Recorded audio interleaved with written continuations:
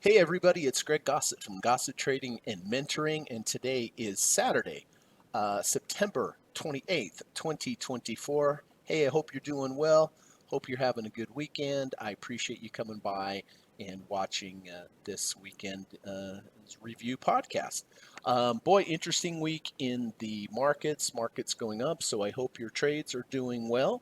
And in today's podcast, the format is as follows. First of all, we are going to run the U.S. legal disclaimer. Secondly, we're going to take a look at all the positions that I have going on at the moment and positions that I made entries or exits in last week. Boy, I have a lot of them. It's been a long time since I've had this many positions, but the signals have been there. So I'm going to talk about when I entered the trade, why I entered the trade, the reasons for why I entered the trade, what were the setups, what were the confluences of signals, how I am, or how I place my stops, how I am taking my partial profits, certain levels that I am looking for the market to get to, and if they get there, then I'm going to make other decisions. So basically, why I enter the trade and how I am going to manage the trade going forward. Like I said, I have a lot of them. But I think it's a good teaching moment for the podcast anyway, because I have so many positions and I got into these positions for so many different reasons, so many different strategies. I think it's good, to see these strategies and the rules in action. So hopefully that's going to be helpful for you, that you're going to learn something. If you do, I would appreciate it if you could hit the thumbs up button if you find something of value in it. But yeah, a lot of positions, but we'll go through. We'll take a look why I entered the trade and how I am going to manage the trade going forward. After that, we're going to talk a little bit about trader psychology. Always the most important skill in trading is the ability to create a plan and then to follow the plan without letting outside influences or inside influences like fear or greed or impulsivity get in the way. Really, if I could give you one piece of advice, it is get yourself a good trading process. There's all sorts of them. Whether you learn it from me or you learn it from someone else, it doesn't matter. But the key is position size correctly, use that strategy, use that process, whatever it is, and then follow it. Just follow it to the T. They're not always going to be winners, but if it's a decent trading process, trading plan that has an edge in the long run, you will make money with it. Not every time, not in the short run, but in the long run, you'll make money. But what we do as traders is we get in there and we mess with the strategy, we mess with it, and that can really negatively affect our trading in the long term. It can reduce our profits, or even worse, lose money. So that's why I like to talk about trader psychology. It is so important. So hopefully it's going to be helpful for you. And then after that, last night I went down through my master watch list of markets that I follow, stocks that I follow, and I have identified some potential good trades for next week. Now, they're not where they need to be, and I mention this each weekend, but what I really suggest is, on the weekends for your swing trades, take a look at whatever list that you're looking at and think to yourself, okay, nothing's really an entry right this second, but if IBM goes down to this level, then you'd have a 200-day moving average, you would have a 30 RSI, you would have a double bottom bullish divergence, and that would be the ideal spot to get into that trade. It doesn't mean that even if you wait and it gets to where it needs to get, that you are necessarily going to have a positive trade. Far from it, but it will improve your chances. So it's important that you're patient, wait for a market to get where you want it to go. Let it come to you. Don't chase it or anticipate it. Let it get to those levels, and you will be surprised how often, if you do that, the trade will work out for you. But trading is a patience game. Waiting, waiting, waiting until something gets down or up if you're looking for a short, um, gets to where it needs to be and has those combinations and confluences and signals. So anyway, you'll see on the trades that I'm going to go over here today. I was very patient. and just wait for them. And, the trades this week have been great. I had one stinker, but it seems like you always have one stinker. But um, anyway, let's get started. I'm going to run that U.S. legal disclaimer, and as soon as we're done with that, we will start going through the trades. So hang tight, please. This video or live broadcast, like all instructional materials produced by Gossett Trading and Mentoring LLC, is created and published for informational and educational purposes only. Please carefully read and/or listen to the U.S. government required disclaimer before watching this video or live stream broadcast. The video link and disclaimer text are located in the description section of this video or live broadcast, here and here. Thank you so much.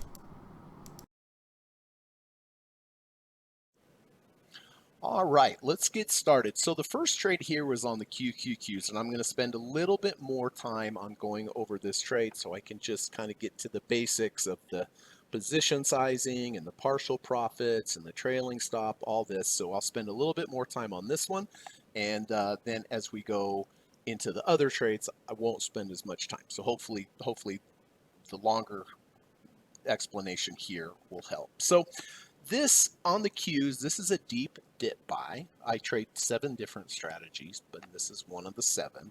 But this has been a really, really good trade. I did enter the Qs all the way back here on August 5th, if you can imagine. And one thing I want to point out is that you will see with my trades that if they are winning trades, I can be in these for 5 days, 6 days, 2 weeks, a month, 2 months. I mean, this is going on 1, 2, almost 3 months. So if I've been in a trade for 3 months, I can guarantee you that I can guarantee you I'm going to be profitable on this trade. When you see my losing trades, very often I get out in 1 day if I'm wrong, or in 2 or 3 days. So the key here is be very patient with your winners, give them time to breathe, and be very impatient with your losers and get out quickly. It's not that hard, but most people do the opposite. They stay in their losing trades for a very long time, and then seemingly for no reason, they will get out of their profitable trades very quickly. It's the exact opposite of what you need to do. All right. So back here on the 5th of August, had a really strong signal. There are 3 signals at once. Now, waiting for a combination or confluence of signals, again, I talk about patience. That's the most important thing. Well, this one checked all the boxes. First of all, let's take a look at the black line here. The black line is the 200-day moving average. It's a very key level that large financial institutions key off of. And it's a great place to enter a trade because if it closes back below the 200, you're simply out. So it gives you a good risk to reward ratio. On the day that I took the trade, we had an intraday rejection of the 200, which means that intraday, during the day, it went below the 200, but it closed back above the 200. And I take the majority of my trades based upon the closing price. The closing price is the most important price. The large financial institutions tend to come in that last hour, move the price, and they are dealing with the most money. They have very smart people. They have they have very good information. They have the best technology. So following what the large financial institutions do is an edge in itself. So you can see during the day, it opened below the 200-day moving average and closed back above it. Now, this just by itself is a legitimate entry. But in addition to that, it also opened below the 30 RSI and then closed back above the 30 RSI. So a rejection of the 200 by itself is legitimate. A rejection of the 30 RSI by itself is legitimate. But both of them together makes it better. Also, you can see this long-term trend line here where you connect the bottom here, you connect the bottom here. During that particular day, we also went below the long-term trend line and closed back above it. So a confluence, 3 confluences at the same time. So I entered the trade here at 435.31. So let's quickly talk about position sizing, because really when you get down to it, position sizing is the most important in my opinion, because you could have the greatest trade setup in the world, but if you bought too many shares and it didn't work out, which is quite possible, then it's really going to hurt you. So what I use, the formula that I use is whatever my account value is. Let's say it's $100,000. I take 1% of that. Let's just use $50,000 today. All right. So $50,000, 1% is $500. If you have a million, 1% is 10,000, right? So $50,000, 1% is $500. This is the maximum that allowed that I'm going to lose on this trade. So I take 1% of the account value. I then divide it by the value of the 2 ATR. This changes every day, and on the day that I bought it, it was different than now, but let's just say it's 1589 on the day that I bought it. So I take 500 divided by 1589. That tells me to buy 31.46 shares. So I'd round down and I would buy 31 shares.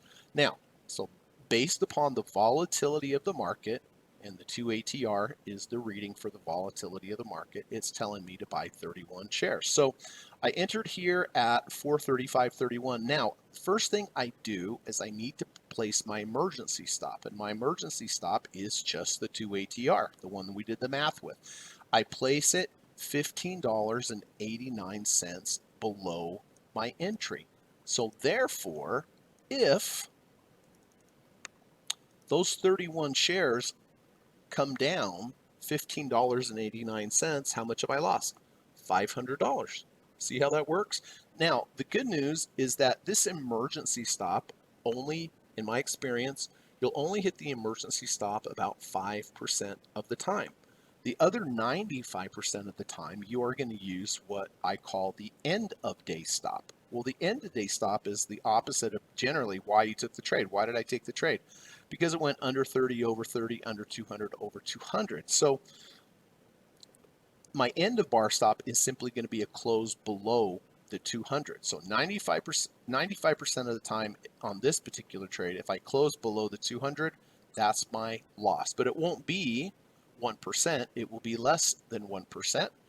And 5% of the time, I'll hit my emergency stop, which we already know because we position size correctly, we would lose 1% of the account. Okay, so I waited for the signals under 200, over 200, under 30 RSI, over 30 RSI, and the rejection of the long-term trend line. I got long at 435.31. I position size correctly, like I just mentioned. Placed my emergency stop 2 ATRs below. My end of bar stop, I know, is simply a close below the 200-day moving average. Next thing I do is I place what is called a trailing stop level. And a trailing stop level is exactly 1.5 ATRs above my entry. You can see right now the 1.5 value is $11.91. So I place this here so that if in the future it gets to this level, now I go into what is called trailing stop mode. I don't, just because it gets there doesn't mean I do anything. It just means that now I'm in trailing stop mode, which means that if I have a close below a previous bar's low, I will exit half. So position sizing correctly, emergency stop, end of bar stop, going into trailing stop mode, these are all considered defensive moves. But I also need to play offense. And the way that I play offense is I take partial profits if the price moves a certain amount from the previous bar's close. So right now, I'll give you an example of what I'll do for Monday. I take the previous bar's close, basically I take the closing price, 486.77. 486.77. What I do is I take the closing price, I add the value of the 0.45 ATR. Right now, the 0.45 ATR is $3.50. So I add the closing price plus 357. That equals $490.34. That will be my first profit target for Monday. So then I'll take my first profit target, 490.34, add the value of the 0.45 to it again. My second profit target for Monday is going to be 493.91. Then I do it again. I take the second profit target, add 357 to it again. That is now my third profit target. So those are my 3 profit targets for Monday. Now, they may not hit any of them, but I always put them into the system, and the amount that I'm going to take off, I'm not going to take it all. I'm going to take 10% of however many shares I have going into the day. So if I ended up with, 1,000 shares on Friday, I would 10% is 100. I would place 100 at that first profit target. I place another 100 at the second profit target. I place another 100 at the third profit target. So I'm not selling all, but I am taking partial profits when the market gives them to me. And it's very, very important. I came up with this formula and the way to do it, and it really works. There's a lot of advantages. One, as it moves up, you're locking in those profits. Market can't take them away from you anymore. You have fewer shares, and with fewer shares, there's less stress, there's less heat, and allows you to follow your process more easily. All right. So, and it just makes sense. You can't just focus on defense. You can't just focus on offense. You need to focus on both. So let's go back to the entry. Okay. So entered here, 435.31. Next day, it moves up enough for me to hit one profit target. Took a little off, 10% of the shares that I had. Next day, opens up again, took a little more profits, then reverses, moves up, took some profits here, took some profits here. Oh, by the way, here on the 12th, I get to trailing stop mode, which just means now that I am in trailing stop mode, meaning in the future, if I have a close below a previous bar's low, I will get out of half. And it just kept moving up, took some more profits here, took some more profits here, took some more profits here. On this day, on the 22nd of August, we had the first close below the low of the previous bar. I took off half of the profits, half of whatever shares I had remaining. So, if I had 2,000 shares here, then we have a close below a previous bar's low. I would take off half. Then we had this big down move, not a lot of profits to be taken there, but now we've had this next move up. And by the way, here on the 6th, if we had continued to go down and close below the 200, what would I have done? Just exited the remaining shares that I had. All right, now we've had this huge rally up, took some profits, took some profits, took some profits, definitely took some profits on Thursday when we had that big gap open, and now we're back down. So the key here is, and I use a lot of different rules to enter, exit. I have lots of different rules in my trading, and they're all for a reason. But the important part now, one of the rules, is that you see this thin blue line here? This is the 5 EMA. This is really what I'm focused on, because we got to a 65 RSI level. And when I get to a 65 RSI level, now the 5 EMA comes into play. So if I ever get to 65 RSI level, in the future, if I close below the 5 EMA, then I am completely out of the trade. Alternatively, if we keep moving up and get to the 70 RSI, then if we reject the 70 RSI, which means during the day it went above the 70 RSI and then closed back below, that would be rejection. Or it closes above 70 and then closes back below 70, that would be rejection. Then I would get out of half. And then after that happens, if I get my first close below a previous bar's low after rejecting the 70 RSI, then I'm completely out of the trade as well. So this trade at this point becomes very easy. In the future, if it closes below the 5 EMA, I'm completely out. I lock in profits. Or again, if it continues to move up and we reject the 70 RSI, that's another place for me to get out of profits, or to get out of the entire position as well. And so, as I go through these positions here, you'll hear me talk about a lot of different rules, and the rules are there for a reason. They're very important. I've been trading for 29 years, and I have a rule for everything. And if you're interested in learning these rules, if you're interested in learning to trade like I do, I just want to let you know that I do teach private one-on-one lessons in the evening time. I teach a 15-hour course. I think the best way to learn anything is one-on-one with your instructor, and that's why I constructed the lessons in this manner. It's a 15-hour course. Each session is 3 hours, and then there's 5 sessions. So I take you through, I teach you all the rules, I teach you how to trade all the different strategies that I use. I have taught people from all around the world for many years, um, from absolute beginners all the way up to the hedge fund level. So if you're interested in learning to trade the way that I do, just contact me. My email is in the link of this YouTube video. Reach out and we can start the discussion. But I know you'll learn a lot and you'll have a skill you can use for the rest of your life. So, excuse me. So here on the Qs now, because we're at these levels, if it closes below the 5 EMA, I'm out of the trade. If it continues up, rejects the 70 RSI, and then I'm basically out of the trade. But the remaining shares that I have here on this position doing very well, up 9.75%. Okay, so I spent a lot of time on this one. Be a little quicker going forward. Tesla.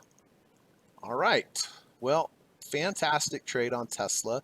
This was also a deep dip buy. I bought Tesla all the way back here on the 28th of August. Why? Deep dip buy, came down to the 200, basically bounced at the 200, entered at 206 even, placed my emergency stop 2 ATRs below, my end of bar stops, a close below the 200-day moving average, got to trailing stop level here, moved up, took some profits, then we had this big move down, huge move down, where we had a close below the previous bar's low. I got out of half of the remaining shares for a gain of 3.19%, and it's just gone up ever since. Of course, when it moves up enough for me to take 10% off, I do, and I did. And right now we're at 67.67. So obviously we're above 65 RSI level, so that 5 EMA will be my trailing stop to the downside. If we move up, reject the 70 RSI, that's basically my trailing stop to the upside.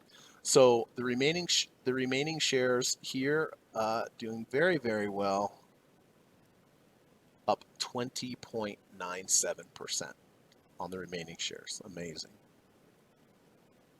VIX. All right. VIX. Different type of setup. This is not a deep dip buy. You can see the green box all the way down here. What is this? Excuse me. Very sorry. This is basically what is called a bullish order block. So this takes a little bit longer to explain, but essentially this back here on the 23rd of July, we had a down bar close before market structure change. The market structure change happened because we took out this high. So when you have a market structure change, you want to buy the dips. And so I didn't get this trade here, but I mean, VIX doubled within a few days, which was amazing. But then look, we came all the way back down, but we came back down to the buyable area, the green box, which is the bullish order block. So I got long here. I've been in this trade for quite a long time. On August 19th, I got long at $44.70. Of course, I placed my emergency stop 2 ATRs below. My end of bar stop's just simply a close below this order block here at 42.60, so it gives me a good risk to reward ratio. I placed my 1.5 ATR trailing stop above, and we moved up, we moved up, we moved down, we moved down, kept in the trade, but then we had this huge day up here. I think it was up like 20% on that day. Obviously, I took profits into that particular day, as I should, and we also got to trailing stop level. Came down, had another big up bar here, took some more profits. And then here on the 10th of September, We had our first close below a previous bar's low after reaching trailing stop level. I sold half of the remaining shares I had for a gain of 12.69%. Okay, so I locked that in. Then we came back down, came back down, came back down, but we still did not trigger the stop. Had a big week up this week, up 4.64%. So the remaining shares that I have on VIX are currently up 11.96%. So pretty good, especially on a week that the market was up. So the remaining shares up 11.96 on, and again, the strategy was a bullish order block. Again, something I teach in my lessons. Google. Okay, Google, another great trade. This was just a standard deep dip buy. I bought this all the way back here on the 9th of September. Why? Well, deep dip buy uses three moving averages, the 200, the 250, and the 300. Well, this one got all the way down to the 300 and it rejected it intraday. I got long at 148.58. Of course, I placed my emergency stop 2 ATRs below. My end of bar stop is a close below the 300. Got to trailing stop level, moved up, took partial profits, got to trailing stop level, just continued to move straight up, taking partial profits. Here on the 23rd of September, I had my first close below a previous bar's low after reaching trailing stop, and I took a half of the position off for a gain of 8.24%. Then we moved back down, up a little bit on Friday, did take one partial profit on Friday. And so now that 5 EMA is my stop, and it's a tight stop. If it closes below the 5 EMA, I am simply out of the trade. And so the remaining shares that I have on Google now the remaining shares I have on Google now currently up 9.45%. So really good trade there. Again, simple deep dip buy back there. Oh, we have a lot of trades. I apologize. Okay. Pfizer. Okay, Pfizer, this is another strategy. This is called a bullish fair value gap.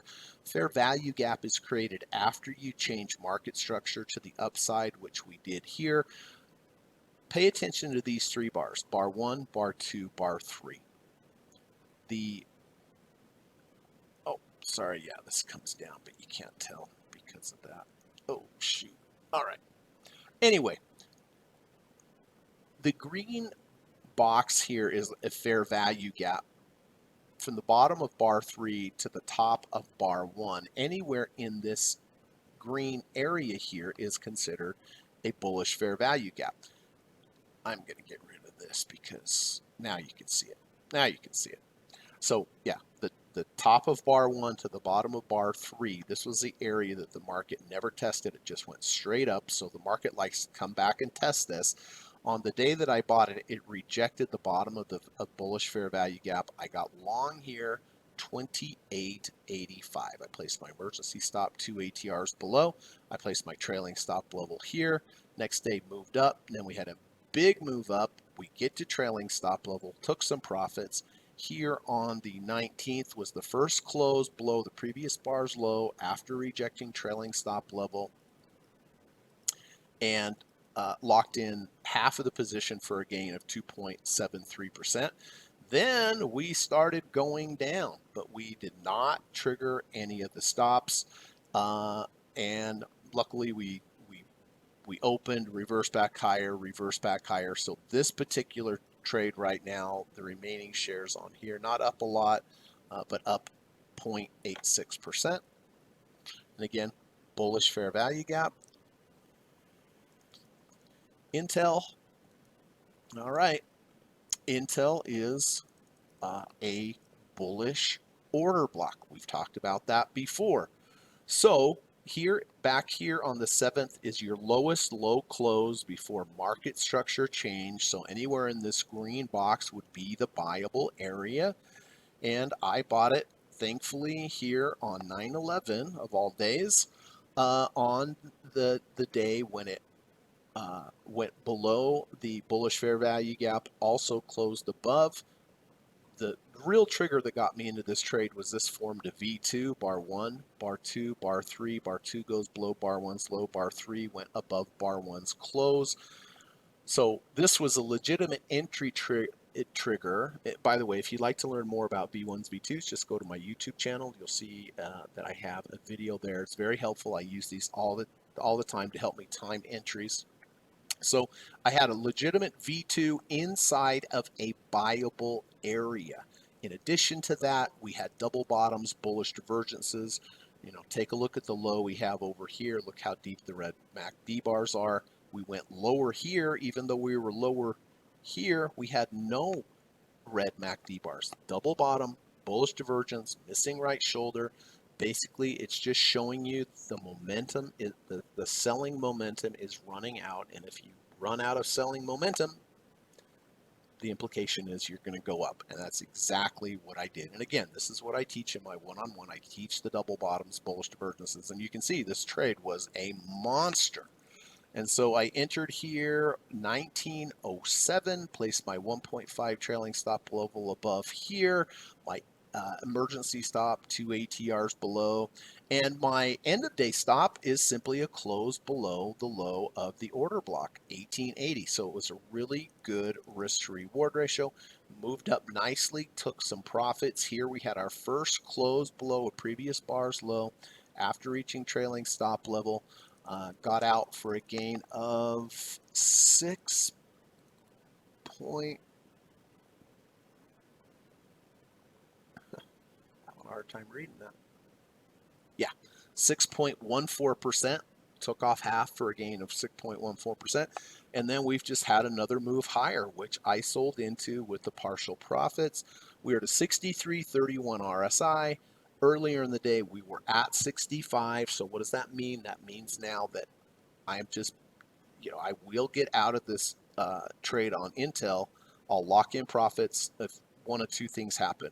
Basically, if we go down and close below the 5 EMA, completely out of the trade. Alternatively, if it moves up higher and rejects the 70, then I'll get out there. So the remaining shares here currently up 20.18%. So it's been a monster. This move up has been a monster, and that's why I have so many positions. But as you'll see, I have started to add some short positions because I think we're getting a little toppy here.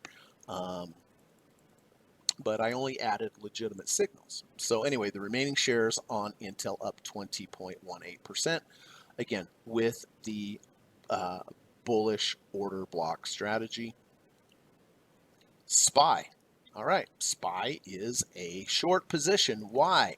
Okay, you can see this red box that I have here. What is this? This is called a bearish abandoned baby. And I really love trading abandoned babies. There's also something called an island reversal. They're very much the same. It's just that one uses one bar, another uses two or more bars.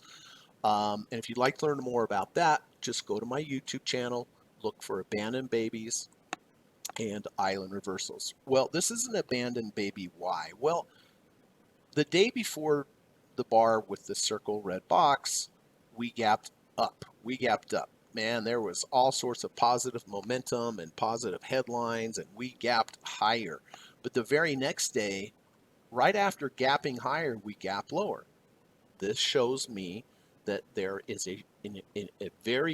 there was a very quick reversal in sentiment from bullish to bearish very quickly. When that happens, more times than not, when you look off into the future, you are going to see prices lower. If you gap down and then immediately gap up, in the future, you'll probably see higher prices. All right, so this was a bearish one. So on this particular trade with abandoned babies, I make these entries and the entries and exits for the profit and the stop loss is very easy. This one's different. I don't take partial profits like I do with the rest of my positions. On this one, it's one of two things are going to happen. So I shorted here when it came back up into the bearish baby at 569.33. I position sized and I placed my emergency stop 2 ATRs above. I placed a profit target 4 ATRs below. So this one is just a set it and forget it. One of two things are going to happen. I'm either going to hit my 2 ATR stop or I'm going to hit my 4 ATR profit target. So if I'm right, I'm going to make twice as much as if I lose, which is proper risk to reward. You have to have asymmetrical risk to rewards, meaning when you're right, you should make more, and when you're wrong, you should lose less. In my experience with abandoned babies and island reversals, almost 70% of the time, I'm going to make the 4 ATR profit target. 30% of the time, I'm going to hit the 2 ATR stop.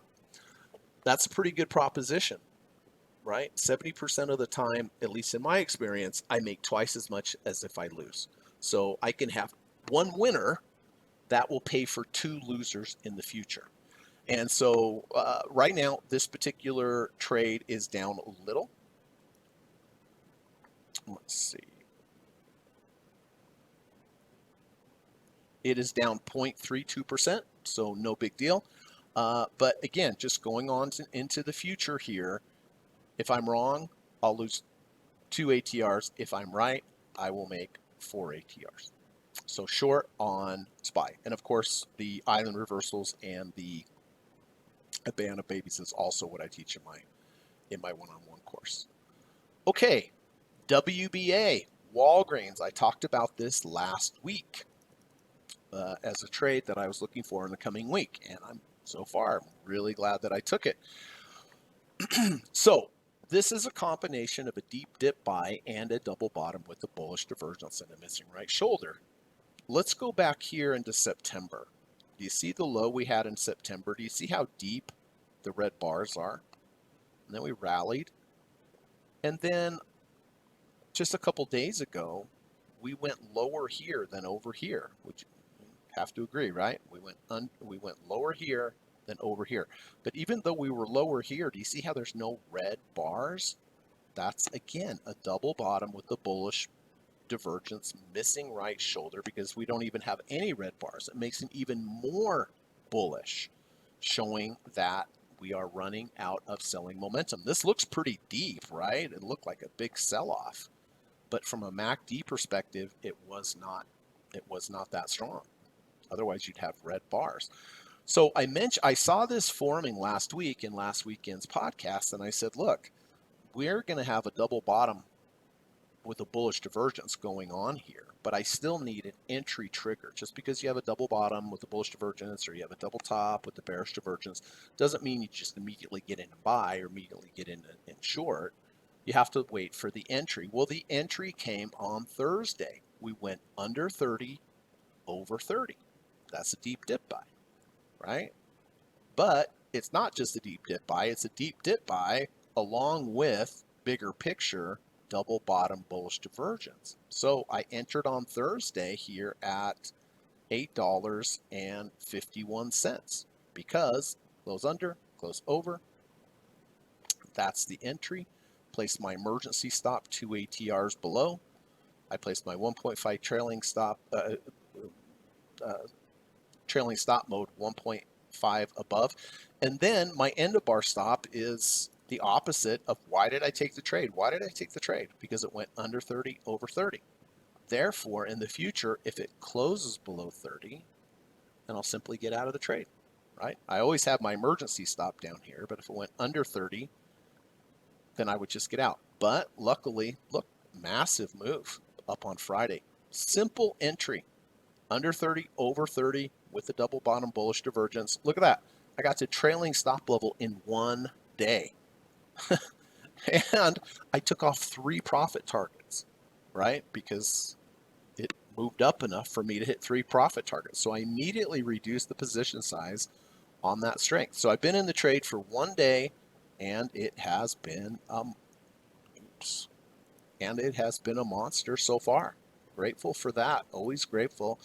And, it's nice that I've got to trailing stop mode right away. As soon as you get to trailing stop mode, like the pressure's off, really, because you've probably taken some partial profits and reduced your position size a little bit. And now, if I get a close below previous bar's low, I'm simply out of half of the trade. So for me, at least, it's always a good feeling to be at trailing stop level. So in one day, this is up 6.07%. So it's a really good example of the combination of a deep dip buy along with the double bottom bullish divergence. Oh, are we done yet? Okay, not yet. Boeing. All right, I talked about Boeing last week, and what really got my attention on Boeing was this long-term trend line here, this channel that I was expecting some support from. And then back here on Monday, we broke above this downward trend line. So when you break above a trend line, very often it will come back and test that trend line. And in addition, again, look at the double bottom bullish divergences. Look at the level here, how deep the red bars are. Over here last week, we are lower, but the red bars are not as deep. So that's what I was looking at for the trade. When it came back and tested, and it's in the low 30s, I got in at 152.30. Emergency stop down here, 140, 150. Not to trailing stop level yet, but currently the position is up 2.46, so not too bad in 2 days. Okay, those are the open positions. Now, let's get to the closed on the dailies. Let's get to the closed. All right, UNG, really good trade here. I was talking about abandoned babies and island reversals. Again, here's UNG. I've been in UNG all the way back here from the 6th of August. This is a green abandoned baby. We gapped down, and then we immediately gapped up. Like I said, more times than not, when you get that, when this starts to happen, from with immediate down to immediate up, you look in the future, and you'll be higher. Well, definitely higher, right? So I got in here 1309. And again, on these particular trades, I placed a 2 ATR stop, 4 ATR profit target, and just let it go. One of the two are going to happen. Well, here on the 23rd of September, we opened into my profit target, and that was the end of the trade. We're higher now, but that's okay. This was a gain of 18.65%. Really, really nice trade based upon the bullish abandoned baby. So that I closed that out. And then here's Rio. Well, Rio was not a good trade for me, but it's okay. Had a really, really great week. This was an abandoned baby as well, bearish. Look, we gapped up. We immediately gapped down. When we came out to the bottom of the abandoned baby, I got short 64.56.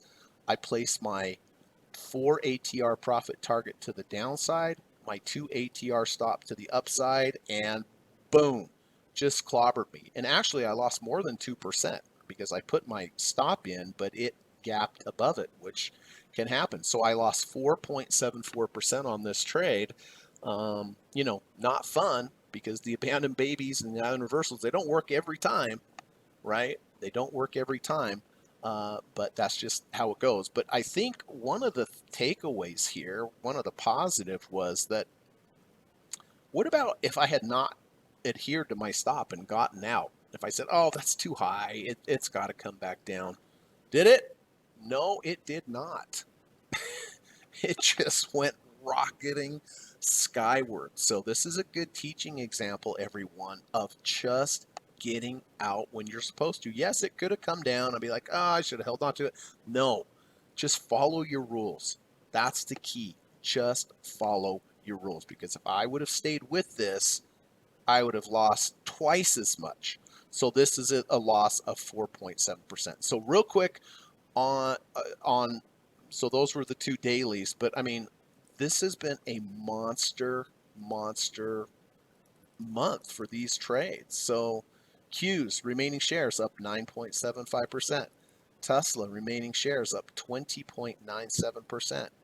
VIX remaining shares up 11.96%. Google remaining shares up 9.45%. Pfizer remaining shares up 0.86%. Intel remaining shares up 20.18%. SPY, the short, currently down 0.32%. WBA up 0.6, up 6.07%. Boeing up 2.46% on the closed trades. UNG locked it in for a gain of 18.65%, and then the Rio was the loser, down 4.74%. Okay, now those were the dailies. Let's go to the weeklies, and we'll be done with all these trades. Apologize again. I've never had this many trades, but that's how it goes sometimes. Okay, this is on the weeklies. We take these trades on Fridays. It's the last bar of the week for a weekly. Okay, so you see a red box here. Red box means what? Well, it means I'm looking to short. This is a bullet or a bearish order block before market structure change. And so as you come back into that bearish order block, I want to be looking for a short. So I got short Apple here on the 30th of August at 288, 228.80, because one, we got back into the bearish order block, and two, we got to halfway at the big down bar. If you have a big down bar, if you move back up to about halfway, you're going to find some resistance. So it did find the resistance. It did reject halfway of the big down bar, and it also comes in the bearish order block area. So I got short here, 288.80. I placed my 1.5 ATR trailing stop 1.5 below. I placed my 2 ATR emergency stop above, and my end of bar stop is simply a close above the high of the order block. So right now, I'm going to go to a shorter time frame.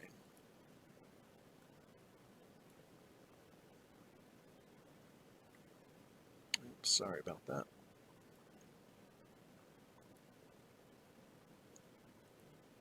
Okay.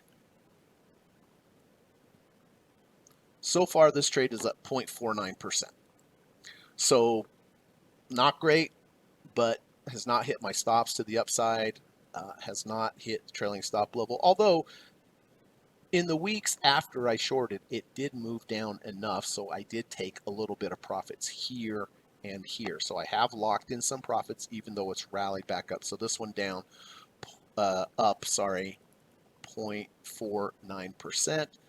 Okay, and then Disney. Disney was a deep dip buy on the weekly. All the way back here on the 9th of August. Why? Deep dip buy under 30, over 30. I got long at 85.90.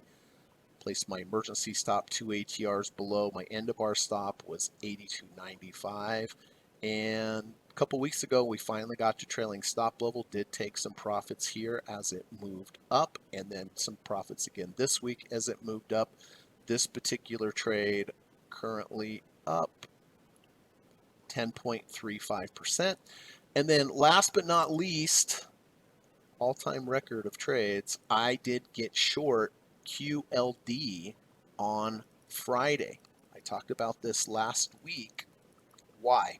Very similar to Apple. We have uh, the highest bar close before market structure change. The high and low of this bar become the bearish order block, which we have here in red. And very similar to Apple, we have the big down bar. This week, we came to halfway of the big down bar, rejected it.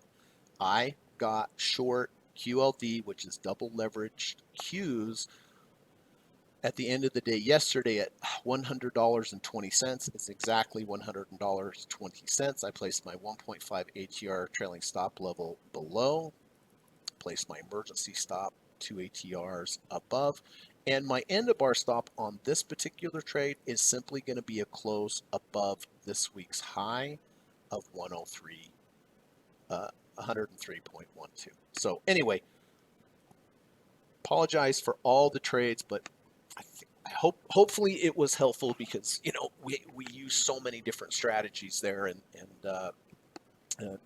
discussed how they work. So you're seeing different strategies work, and some work, some don't. But anyway, those are the trades. Unbelievably great trades, and very grateful for that. Okay, before we go on to take a look at the potential trades for next week, I really want to just talk quickly a little bit about trader psychology. This is from my good friend Steve Burns. You can follow Steve at @sjosephburns over on Twitter. Very simple. Trading teaches you all your weaknesses for a fee. Isn't it true? It's like going to school. You have to pay for the school. Trading teaches you all your weaknesses for a fee. What are some of those weaknesses? Well, let's start off with something gets to your stop and you don't get out. If you keep doing that, eventually you are going to run into a trade that really will negatively affect you and keep going down. And you will have learned the lesson for a fee that you should get out when you're supposed to get out. Remember the loss that I had on Rio? Wasn't fun, but I did what I was supposed to do. And thank goodness, because look how much higher it is now. Unbelievable. I mean, that move was unreal. But, you never know what's going to happen. So if you would have stayed in that short, you would have lost twice as much, maybe 2.5 times as much as if you had just gotten out like you were supposed to. So the market will teach you to, if you're not adhering to your stops, eventually you will adhere to your stops or you'll quit trading. And the fee is not adhering to your stops. And so you're paying the fee. Another way the market will teach you all about your weaknesses is getting out too quickly on your profits. With the students I work with and the traders that I speak with on a daily basis, there's two types of people, traders. Ones that won't adhere to their stops, but just as importantly, you have other traders that don't let their profits run. Remember how I said be very impatient with your losers, but be very patient with your winners? A lot of people can't hold on to a trade for a long time. Just can't do it. That is also a weakness, and the fee that you will pay is not making as much money as you were supposed to. I mean, look at some of those trades I had there, like on UNG, the 20%, whatever. If I would have just seemingly for unreason just gotten out of the trade because I had a profit, yeah, I still would have had a profit, but a whole lot less than I would have. So not adhering to your stops, you're going to pay a fee eventually. Not letting your profits run, you're going to get out and you're going to watch that thing go up for another month or two. That's also going to cost you in lost profits. So that's a weakness. So a weakness of not adhering to your stops, a weakness of not following your trading plan. And another weakness too is not taking a trade when you're supposed to. If you've had a bad run of things and you've had 3, 4, 5, 6 losses in a row, like I get it. You don't want to take that next trade. It's like insult to injury, right? But in my experience of 29 years of trading, regardless of whether you've been winning or losing, when that trade comes along, if it's a legitimate trade, you should take it. You can't not take it. As long as it's legitimate and your position sized correctly and you have all your rules in place. But yeah, we don't want to take those trades when we've had losing trades before it, but that's usually the one that will just take off and go. So adhering to your stop, not adhering to your stops, or taking profits too early, or not taking a trade when it's a legitimate trade because you just don't feel like it and you don't want to get beat up anymore. Those are all weaknesses in your trading, and they will all cost you because you don't take that trade and then it takes off. You're like, why didn't I take that trade? I can't believe it, right? We've all been there. So anyway, I hope that helps. Trading teaches you all of your weaknesses for a fee. Learn from other people. Learn from something I tell you. I've been through it all, folks. I have been through it all. So, that's one of the reasons I started this channel, because I wanted to help traders, because I've been through it all. I wanted you to be able to learn from me, other than the School of Hard Knocks. All right, let's get over to the trades. Now, I don't have a lot of them this week. Um, I don't know why. There's just not there. I mean, the market's running too much, and there's just not any really good setups there at the moment, which is fine. Which is fine. Let's start with the dailies. Okay, daily is Goldman Sachs. Well, you can see the red box here. Well, that means I'm probably looking to short. Look back here on the 30th of August was the highest up bar close before market structure change. And so this area in here in the red area is probably a shortable area. You can see even on the 19th. See how we stuck our head into it? Didn't like it. Look what happened on Friday. We literally got to the bottom of the fair value gap and reversed back down. I could have taken this short. I didn't. I took that QLD instead.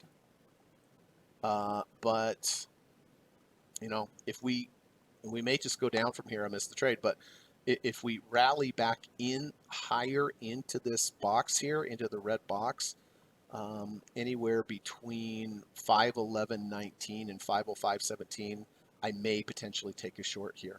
Oh, and by the way, I mean, look, I only have 4 symbols here, but theoretically, all 4 of these could trigger on Monday, right? But I like to narrow, even if I have 4 legitimate signals, I want to narrow that down to the very best one. I give each setup like a quality score. If it has 1 signal, I give it 1 point. If it has 2 signals, I get it 3, and so forth and so on. But in addition to confluences of signals, I also look at multiple time frames, relative strength, how good was the risk to reward. And again, this is, the devil's in the details. You could have 4 perfect trades, but there is going to be one that's better than the rest, right? And the higher time frames, the multiple signals, the risk to reward, the relative market strength, these are all important things to learn. And again, this is what I teach in my one-on-one course, and it's really, really valuable. So again, all 4 of these could trigger on Monday. Just want to point out, just to be clear, that I'm not going to take all 4 of them. I would only take the one that had the best quality score. So yes, Goldman Sachs, yes, technically legitimate. It was a legitimate trade on Friday to the short side. I don't like the risk to reward ratio. That's why I didn't take it. And also I had one with a better quality score. I took QLD instead. So Goldman Sachs, if it gets somewhere in between 511.19 and 505.17, anywhere in this red area box, I would consider getting short there. CarMax. All right, so CarMax is not where it needs to be yet, but if it gets there, it could potentially be a decent trade. Let's look at the black line here. This is the 200-day moving average. See how we had this big, huge move back above that on Thursday? And then we gave a little bit back here on Friday. But look, if we get down to this 200-day moving average, the black line next week, I consider it. It either needs to bounce at the 200 intraday rejection where it goes below and closes back above, or even a close below, close back above. This big bar on Thursday, the big bar, it coming down to about halfway, you're going to have some support at halfway in. So you have that, and you also have the 200-day moving average. Look at the volume on Thursday. The huge move up.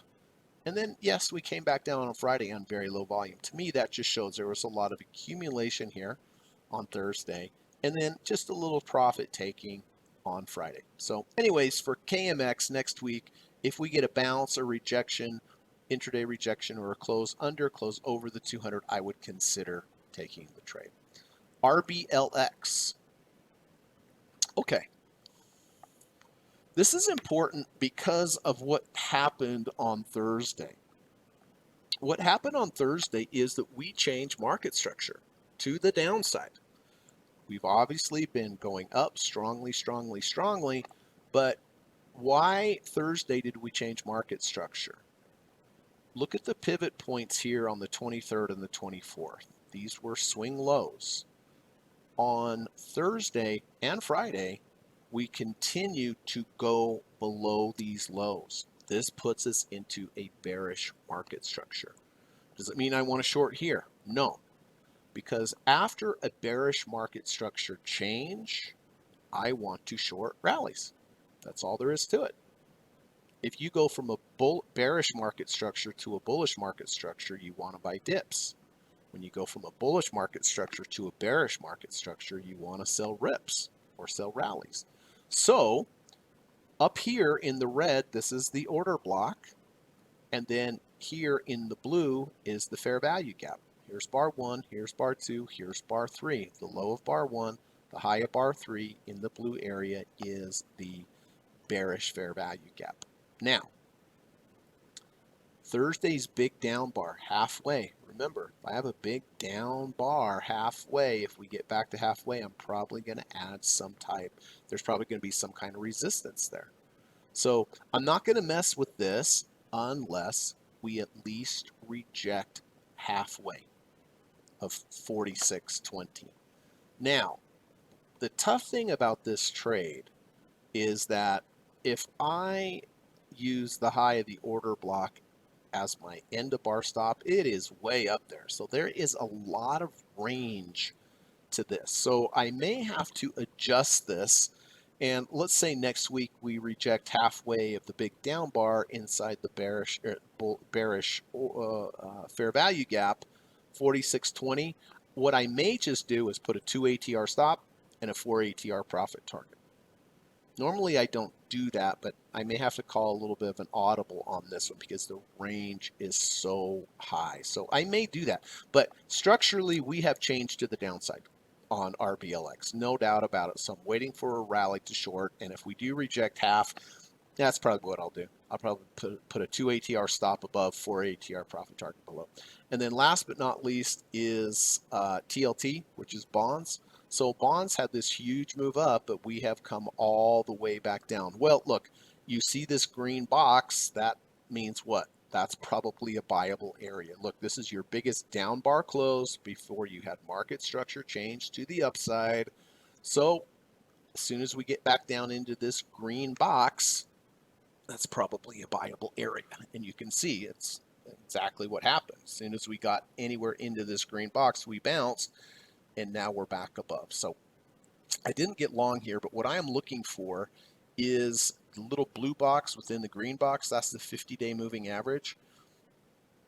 That makes sense to me. We may just go up from here. I missed that trade. That's fine. But if we do come back down and test that 50, that will probably be my entry. Just like I use a 200 or a 250 or a 300. I don't use the 50 much, but the 50, it's perfect. It's inside the bullish order block, and it's the 50-day moving average. So that just gives me my line in the sand. Above, if the price is above, I'm in.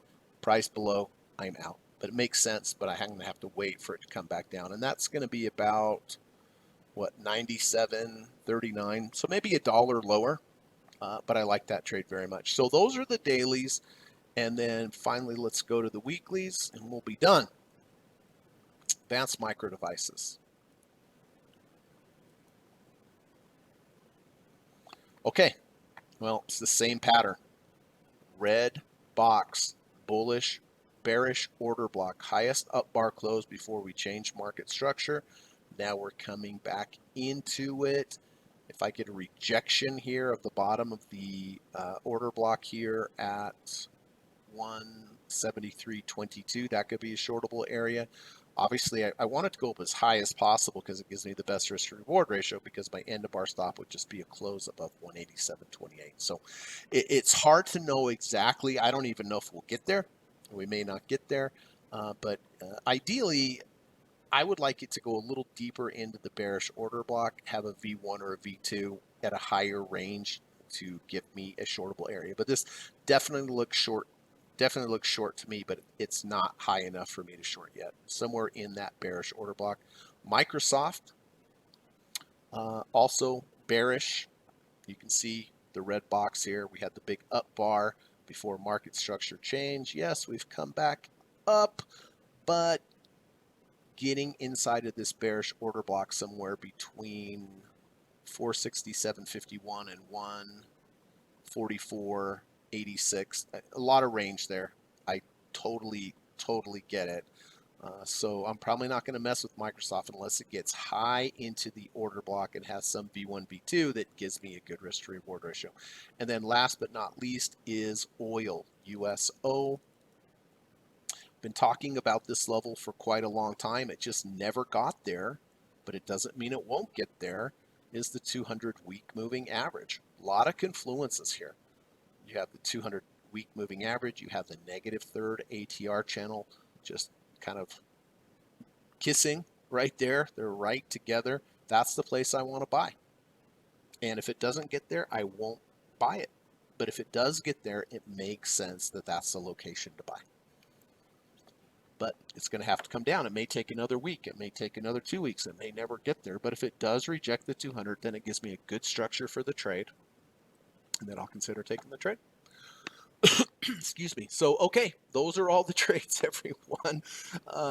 Just want to remind you that I talked a lot about the deep dip buy strategy here.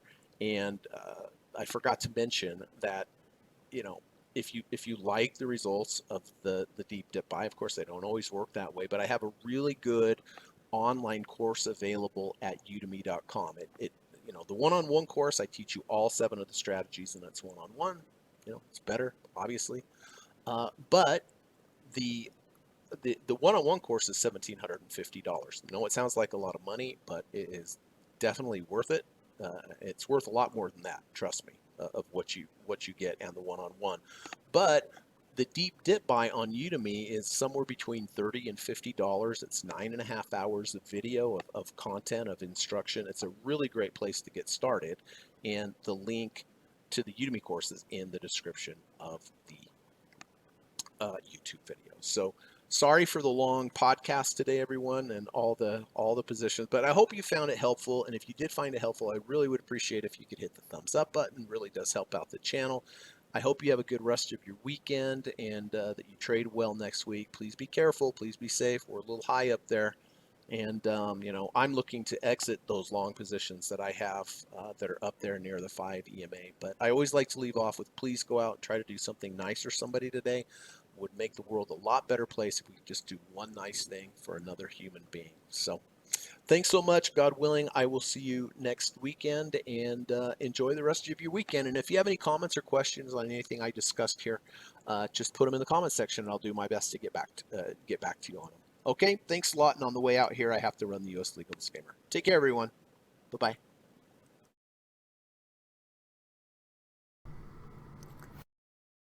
Government required disclaimer. Stock, options, futures, and forex trading is not appropriate for everyone. While there is a potential for large rewards, there is also a substantial risk of loss associated with trading. The material in this video or live broadcast is not geared towards any particular individual or to any particular financial situation and is not intended to meet the particular investment objectives of any viewer. This video or live broadcast, like all instructional materials produced by Gossett Trading and Mentoring LLC, is created and published for informational and educational purposes only. Any and all information contained in, implied, or referenced by this video or live broadcast is not to be construed as investment advice, and no representation is made that any individual or entity involved in production of this video or live broadcast is an investment or financial advisor or is registered or authorized to give any financial advice. We are publishers and educators only. Therefore, the various producers of this video or live broadcast will not accept liability for any loss or damage of any kind which may arise either directly or indirectly out of the use of any of this material, including any loss of profit. No representation is made that any account or investment will or is likely to achieve the profit or losses demonstrated. We recommend consultation with a licensed and qualified professional before making any investment decision. This video or live broadcast is not to be construed as an offer to buy or sell any security, financial instrument, or financial product of any kind. Notice is hereby given that any individual or entity involved in production of this video or live broadcast or their clients may have an interest in any security, financial instrument, or financial product mentioned or referenced. Any simulated or hypothetical performance result depicted does not represent actual trading and therefore may under or overcompensate for the impact of various market factors such as lack of liquidity. Thank you.